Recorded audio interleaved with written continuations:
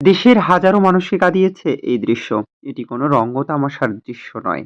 এই ছোট্ট সিএনজির ভিতরে আছে একজন প্রসূতি নারী, যিনি কিনা বাচ্চা প্রসব করার জন্য প্রসব ব্যথায় কাতর হয়ে উঠেছেন। তাকে হাসপাতালে নেয়ার জন্য ব্যবস্থা করা হয়েছে সামান্য এই সিএনজিকে। তারপরেও যেন তার উপর থেকে সরে যায়নি বিপদের আঁচ। তেনাকে নেওয়ার মতো রাস্তাটুকু পর্যন্ত ছিল না। সব ডুবে চারিদিকে একাকার হয়ে যায় জলে জলাশয়।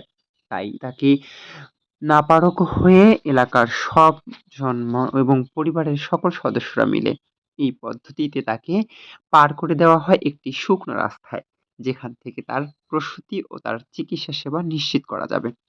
এমন ভয়াবহ দৃশ্য দেখে দেশের হাজারো মানুষের বুক কেঁপে উঠেছে। প্রকৃতি আমাদের উপর কতটা কঠিন হতে পারে, প্রকৃতির শাস্তিও কতটা আমরা সহজভাবে নিতে পারি, কতটা অপারগ হতে পারি আমরা। আজ গেল কয়েকদিন ধরে দেশের দক্ষিণাঞ্চল, পূর্বাঞ্চল, দক্ষিণ পশ্চিমাঞ্চল, উত্তরাঞ্চল থেকে শুরু করে সারা দেশে শুরু হয়েছে মৌসুমি বৃষ্টি। আর এই বৃষ্টির সবচেয়ে বেশি প্রভাব পড়েছে চট্টগ্রাম বিভাগে। চট্টগ্রাম বিভাগের চট্টগ্রাম শহর, কুয়াকাটা, কক্সবাজার, রাঙ্গামাটি, খাগড়াছড়ি, ঝালকাঠি থেকে শুরু করে উপকূলীয় অঞ্চলগুলিতে এর করুণ প্রভাব পড়তে শুরু করেছে। বিশেষ করে চট্টগ্রামবাসীর যেন দুর্দিনের সাক্ষী এই বৃষ্টিপাত। আর এই অল্প বৃষ্টিতেই জলাবদ্ধতা, তা যেন তাদের চিরদিনেরই সাথী।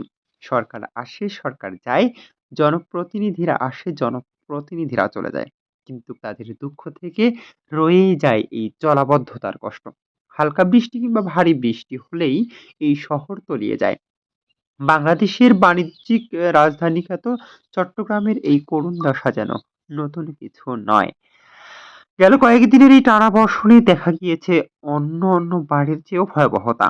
এবছর রাস্তা, রেল লাইন এবং কি ট্রেন চলাচলের রেল লাইন এবং বিমান চলাচলের ফ্লাই এও দেখা গিয়েছে জলাবদ্ধতা। এতে করে দেশের যোগাযোগ ব্যবস্থা থেকে শুরু করে সাধারণ মানুষের জনজীবন যেন অনেকটাই বিধ্বস্ত হতে দেখা গিয়েছে চট্টগ্রামে। আবহাওয়া অফিস বলছে এমন ঝিরিঝিরি বৃষ্টি আরো ৬ থেকে ৭ দিন স্থায়ী হয়ে থাকতে পারে।